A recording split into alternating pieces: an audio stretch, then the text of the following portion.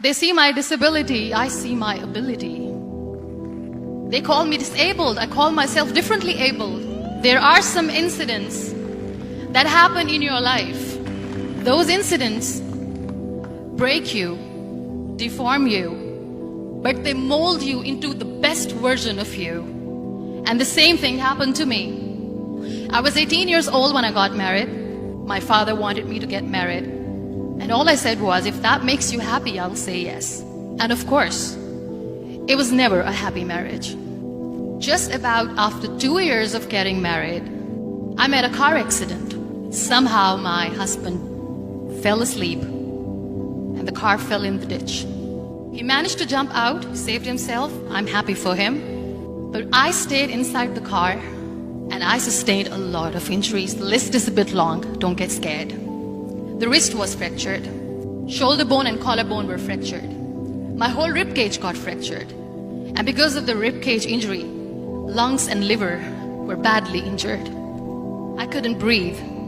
I lost urinary bowel control. That's why I have to wear the bag wherever I go. 3 vertebrae of my backbone were completely crushed. And I got paralyzed for the rest of my life.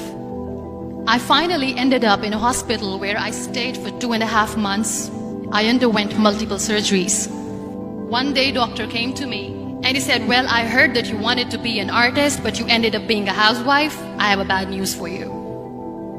You won't be able to paint again because your wrist and your arm are so deformed, you won't be able to hold a pen again. Next day, doctor came to me and said, your spine injury is so bad, you won't be able to walk again.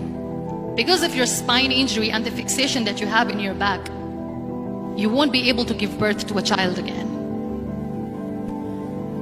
That day, I was devastated. I asked my mother, why me? And that is where I started to question my existence. Why am I even alive? And that is where I realized that the words have the power to heal the soul. My mother said to me, this too shall pass. God has a greater plan for you. I don't know what it is, but He surely has. And in all that distress and grief, somehow or the other, those words were so magical that they kept me going. One day I asked my brothers, I know I have a deformed hand, but I'm tired of looking at these white walls in the hospital and wearing these white scrubs. I'm getting tired of this. I want to add more colors to my life. I want to do something. Bring me some colors. Bring me some small canvas. I want to paint. So the very first painting I made was on my deathbed, where I painted for the very first time. It was not just an art piece or just my passion. It was my therapy. And then I was discharged and I went back home. And I went back home and I realized that I have developed a lot of pressure ulcers on my back and on my hip bone. I was unable to sit. There were a lot of infections in my body, a lot of allergies. So doctors wanted me to lie down on the bed straight for not 6 months, for not 1 year, for 2 years. I was bedridden, confined in that one room, looking outside the window, listening to the birds chirping and thinking maybe there will be a time when we'll be going out with the family and enjoying the nature. That was the time where I realized how lucky people are. That is the time where I realized that the day I'm going to sit, I'm going to share this pain with everyone to make them realize how blessed they are, and they don't even consider them lucky. That day I decided that I'm going to fight my fears. We all have fears. Fear of unknown, fear of losing people, fear of losing health, money. We want to excel in career, we want to become famous, we want to get money. We are scared all the time.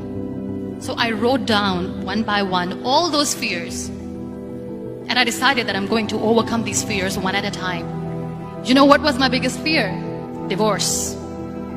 I was trying to cling on to this person who didn't want me anymore, but I said no. I have to make it work. But the day I decided that this is nothing but my fear, I liberated myself by setting him free. And I made myself emotionally so strong that the day I got the news that he's getting married, I sent him a text that I'm so happy for you and I wish you all the best. And he knows that I pray for him today. Number 2 was, I won't be able to be a mother again. And that was quite devastating for me. But then I realized there are so many children in the world, all they want is acceptance. So there is no point of crying, just go and adopt one. And that's what I did. People think that they will not be accepted by the people because we, in the world of perfect people, are imperfects. So I decided that instead of starting an NGO for disability awareness, which I know will not help anyone, I started to appear more in public. I started to paint. I decided that I'm going to join the national TV of Pakistan as an anchor person. And I've been doing a lot of shows for the last 3 years. I became the National Goodwill Ambassador for UN Women Pakistan, and now I speak for the rights of women, children. We talk about inclusion, diversity, gender equality, which is a must. Every time I go in public, I always smile.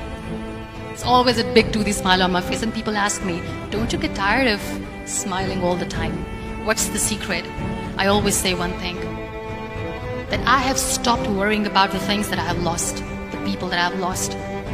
Things and people who were meant to be with me are with me. And sometimes, somebody's absence makes you a better person. Cherish their absence. It's always a blessing in disguise. Live your life fully. Accept yourself the way you are. Be kind to yourself. Be kind to yourself. I'll repeat, be kind to yourself, and only then you can be kind to others.